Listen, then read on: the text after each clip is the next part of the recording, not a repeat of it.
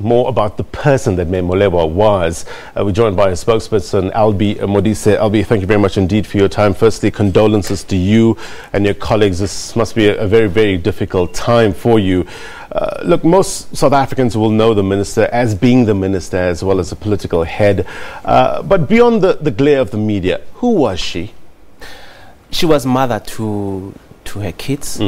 She was a principal to some of us. She was an activist, but I think in the main she was a parent to her kids, and I think the family is grieving. And I think we addressing the president last night, the family representative thanked the president for having allowed Minister Molewa to play such a significant role in the body politic of this country.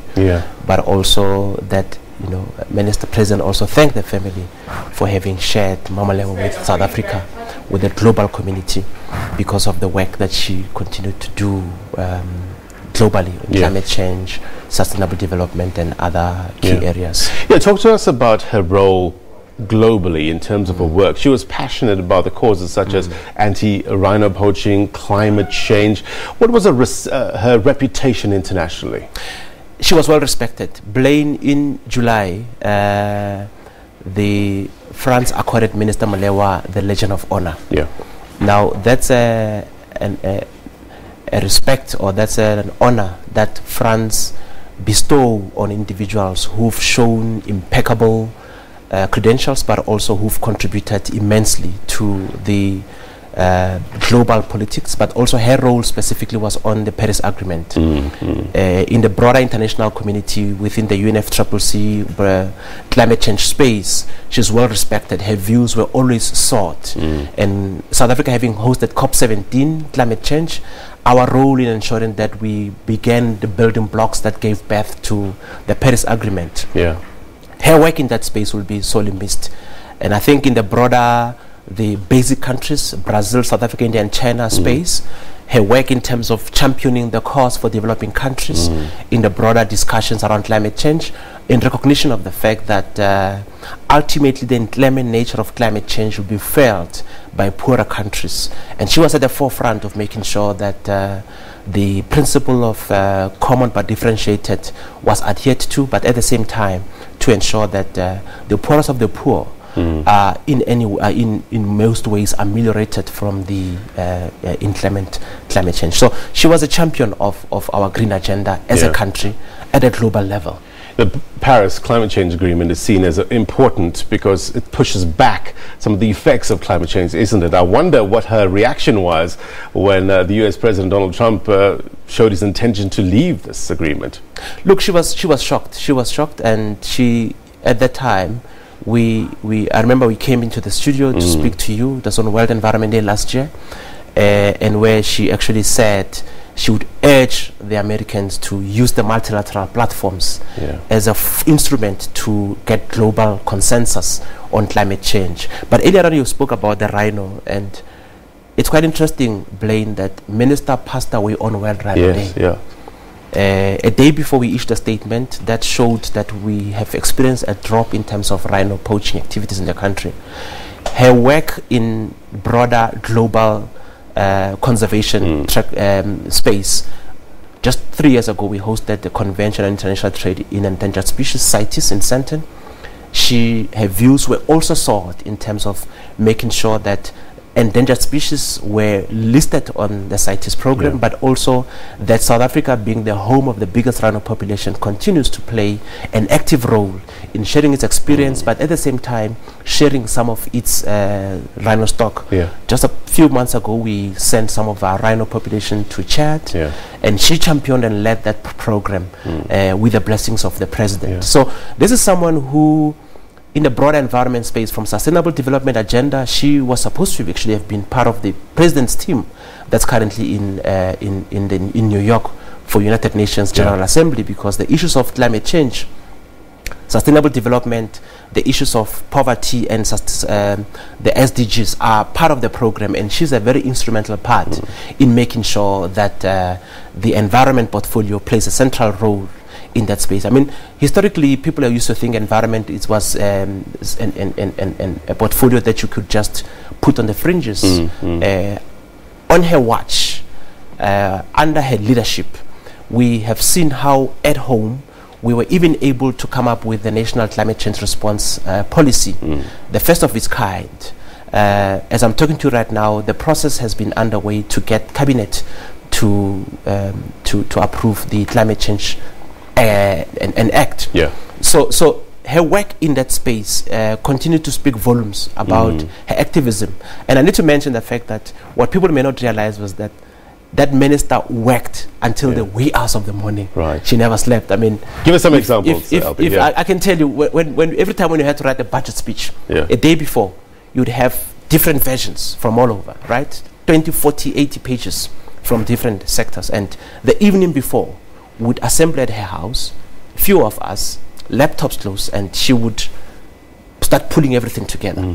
She was a perfectionist, so you didn't just prepare a document for her and think she would just grab it and read it. Yeah. She would correct and correct and correct until 5 minutes before she reads that statement. Because from my understanding, she had sound knowledge of the actual issues, isn't it? Absolutely. I mean, she used to be MEC for Environment in Northwest before she became a premier.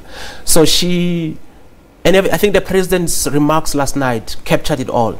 She was one of the brightest minds we ever had. They don't come like that every day, Blaine. They don't come as polished, as thorough, as detailed, as intelligent, as knowledgeable like that. She was able to articulate our policies, but she was also able to embody and speak with that authority. I mean, I can give you an example. When the former president announced Minister Molewa as the Minister of Environmental Affairs, it was just towards the end of 2010. Yeah. 2 months later, she led our delegation to climate change talks in Cancun. And those talks are very technical, because at the heart of it is about not just only environmental affairs, but it's also about the green economy. Yeah. And she showed that leadership that this country needed.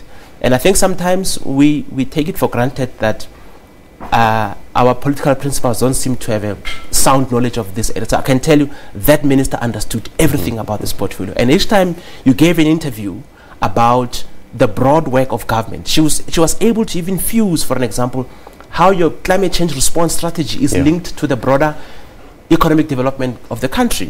She would tell you why the climate change response policy is linked to the broader greening strategy when it comes to transport, why we end up with electric cars in this country, why renewable energy is an important element in climate change. So that began to bring our environment portfolio central to the broader economic development agenda of the country, feeding into the National Development Plan. And she was instrumental in that regard. And the oceans economy, she jointly with the minister and the president are chairs of the ministers who are part of the oceans economy. So the Department of Environmental Affairs is the anchor department, pulling in all different departments like public works, transport, public enterprises, departments of energy, a team of ministers under her leadership, making sure that we continue to explore opportunities in the ocean, that we continue to explore ecotourism in the marine and coastal tourism within the oceans economy. So that broad economic growth, environment protection,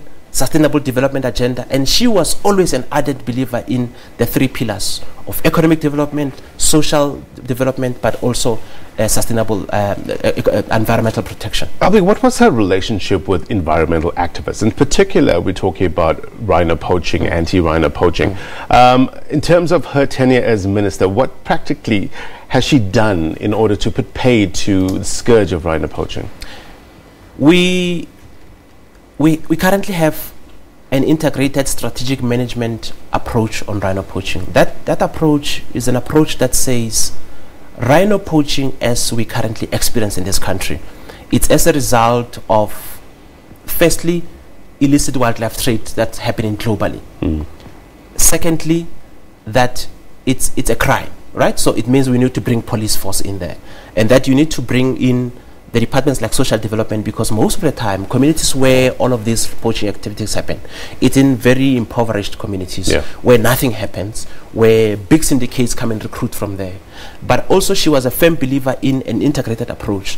Hence, all the time when she briefed the country in terms of the work we're doing on poaching, she would have ministers of police, of defense, of state security, and also minister of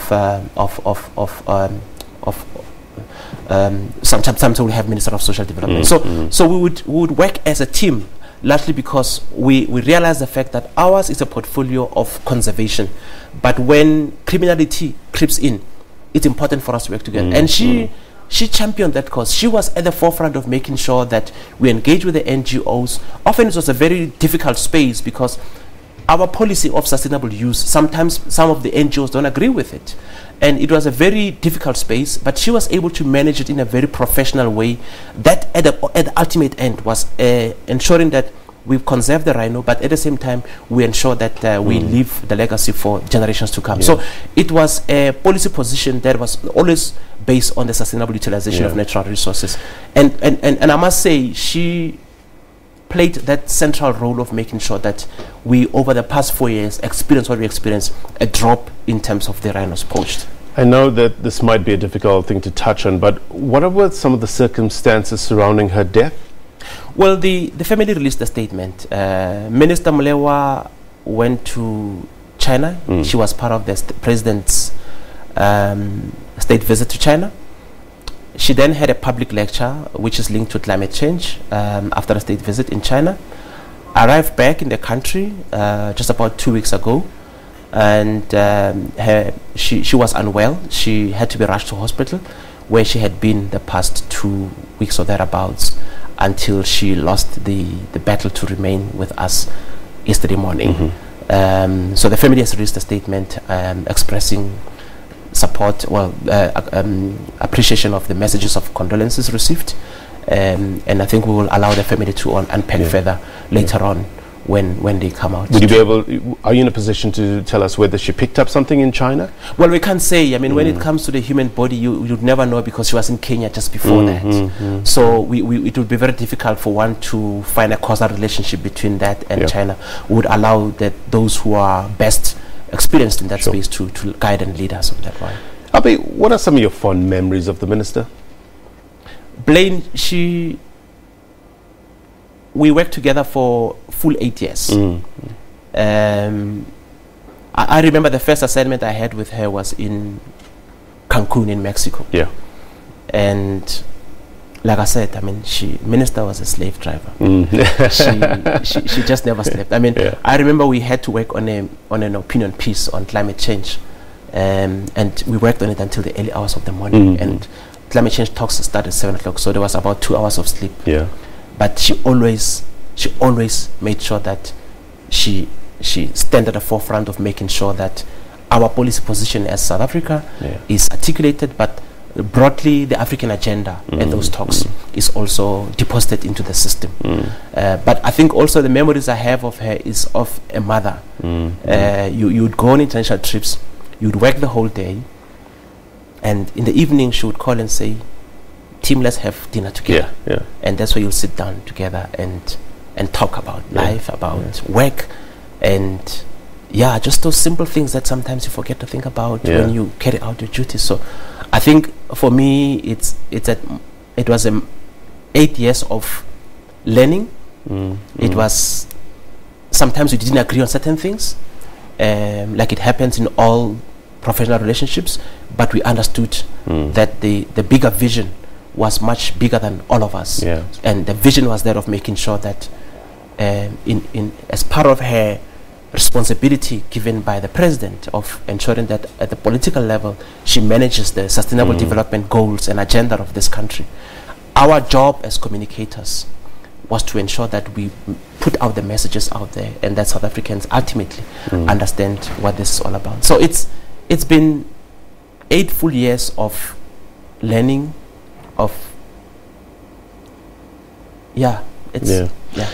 As we talk here, I can see the emotions in your eyes. For you personally, Albi, what would you miss the most?